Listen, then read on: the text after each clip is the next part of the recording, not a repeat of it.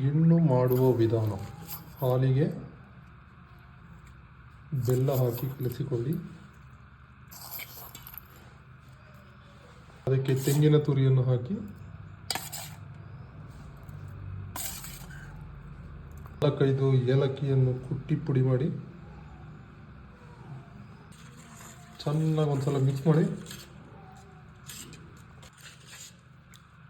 ಒಂದ್ಸಲ taste check ಮಾಡಿ, sweet ಬೇಕಾದಲ್ಲಿ ಬೆಲ್ಲವನ್ನು ಹಾಕಿ ಇದನ್ನು ಕುಕ್ಕರಲ್ಲಿ ಇಡಬಹುದು.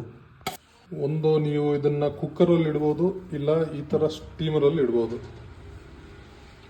ನೋಡಿ, ಈ ಥರ ಸ್ಟೀಮರ್. ಇದನ್ನು ಮುಚ್ಚಿ ಒಂದು 10 ನಿಮಿಷ ಬೇಯುತ್ತೆ. ಅದಾದಮೇಲೆ ಗಿಣ್ಣು ತಿನ್ನಲು ಸಿದ್ಧ.